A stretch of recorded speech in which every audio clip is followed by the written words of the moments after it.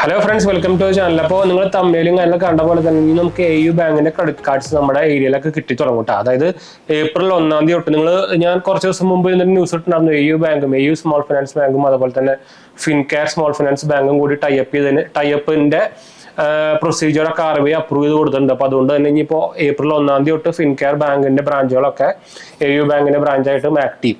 അപ്പൊ അതുകൊണ്ട് തന്നെ നമുക്ക് ഇപ്പോൾ ഫിൻകെയർ സ്മോൾ ഫിനാൻസ് ബാങ്കിന്റെ ബ്രാഞ്ചുകൾ മിക്ക ഏരിയസിലും നമ്മുടെ കേരളത്തിലുണ്ട്. ഇപ്പൊ എന്താ ചോദിച്ചു കഴിഞ്ഞാൽ തൃശ്ശൂരൊക്കെ ഉണ്ട്. അപ്പൊ അതുകൊണ്ട് തന്നെ നമുക്ക് ഇനിയിപ്പോ AU ബാങ്കിന്റെ ക്രെഡിറ്റ് കാർഡ് സർവീസ് നമ്മുടെ സിറ്റിയിൽ അവൈലബിൾ ആവാനുള്ള ചാൻസ് ഭയങ്കര കൂടുതലാണ്. ചോദിച്ചപ്പോൾ അവർ പറഞ്ഞേക്കുന്നത് ഒരു 99% ഈ ബ്രാഞ്ചുള്ള സ്ഥലത്ത് കൺഫേം ആയിരിക്കും പറഞ്ഞു. പക്ഷെ ഡിപ്പെൻഡ്സ് അപ്പോൾ ആ കിലോമീറ്റർ ഉണ്ട്, അത് എവിടെയെങ്കിലും ഉണ്ട്. ഇപ്പോൾ 5 കിലോമീറ്റർ അപ്പുറമാണെങ്കിൽ ചിലപ്പോൾ കിട്ടില്ല, അത് വേറെ കുഴപ്പമുണ്ട് ക്രെഡിറ്റ് കാർഡിന്. നോർമലി മിക്ക ബാങ്കുകളൊക്കെ ഫോളോ ചെയ്യുന്നത് 3 കിലോമീറ്റേഴ്സിന് അണ്ടറിലാണെങ്കിൽ നമ്മുടെ ക്രെഡിറ്റ് കാർഡ് സർവീസബിൾ ആയിരിക്കും. പക്ഷേ ആക്സിസ് ബാങ്ക് ഒന്നും അതും നോക്കുന്നില്ല കേട്ടോ, അവർ 1 കിലോമീറ്റർ ഒക്കെ നോക്കുന്നത്. അതുപോലെ തന്നെ ഇൻഡസ്ഇൻഡ് ബാങ്ക്. അപ്പോൾ അത് വേരിയിങ് ആണ്, ഡിപ്പെൻഡ്സ് അപ്പോൺ ബാങ്ക് വേരിയിങ് ആണ്.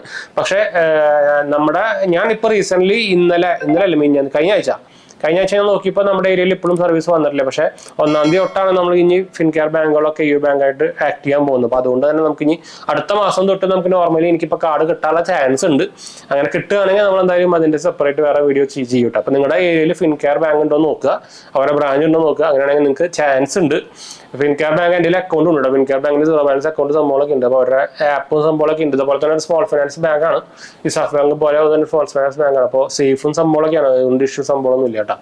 നമ്മുടെ ഇവിടെ ബ്രാഞ്ച് സംഭവമൊക്കെ ഉണ്ട്. ചാനൽ ഓൾറെഡി ഒരു അക്കൗണ്ട് ഉണ്ട്, സീറോ ബാലൻസ് അക്കൗണ്ടിൽ ഉണ്ട്. എന്നിട്ട് അവർ നമ്മളെ വിളിക്കാറൊക്കെ ഉണ്ട് FD ഇടാൻ പറഞ്ഞിട്ട്. അവർക്ക് അറിയായിരിക്കും സ്മോൾ ഫിനാൻസ് ബാങ്കിൽ FD റേറ്റ് ഒക്കെ കൂടുതലാണ്. അപ്പോൾ അതുകൊണ്ട് തന്നെ അവർ വിളിക്കാറുണ്ട്. അപ്പോൾ അതുകൊണ്ട് തന്നെ നമുക്ക് ആ സംഭവമൊക്കെ അറിയാം, എവിടെയാണ് ബ്രാഞ്ച് സംഭവമൊക്കെ അറിയാം. അതുകൊണ്ട് തന്നെ കിട്ടാനുള്ള ചാൻസ് ഭയങ്കര കൂടുതലാണ്. അപ്പോൾ നിങ്ങളുടെ ഏരിയയിൽ ഫിൻകെയർ ബാങ്കിന്റെ ബ്രാഞ്ച് ഉണ്ടെങ്കിൽ നിങ്ങൾക്ക് ഇനി സ്മോൾ ഫിനാൻസ് നമ്മുടെ AU ബാങ്കിന്റെ സ്മോൾ ഫിനാൻസ് ബാങ്കിന്റെ ക്രെഡിറ്റ് കാർഡ് കിട്ടാനുള്ള ചാൻസ് കൂടുതലാണ്. അപ്പോൾ എനിക്ക് AU ബാങ്കിന്റെ ക്രെഡിറ്റ് കാർഡ് അത്യാവശ്യം നല്ല ഇഷ്ടപ്പെട്ട ക്രെഡിറ്റ് കാർഡുകളാണ്.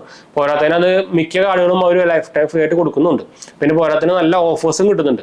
അപ്പോൾ അങ്ങനെ ഒരു നല്ല അത്യാവശ്യം കുഴപ്പമില്ലാത്ത ഒരു ക്രെഡിറ്റ് കാർഡ് തന്നെ വേണമെങ്കിൽ പറയുന്നത് വെച്ചാൽ നമ്മുടെ സ്മോൾ ഫിനാൻസ് ബാങ്കിന്റെ സെക്ടറിൽ നോക്കി കഴിഞ്ഞാൽ ക്രെഡിറ്റ് കാർഡ്സ് ഉള്ള സ്മോൾ ഫിനാൻസ് ബാങ്കുകൾ ഭയങ്കര കുറവാണ്. എനിക്ക് തോന്നുന്നത് AU മാത്രമേ ഉള്ളൂ എന്ന് തോന്നുന്നുണ്ട്.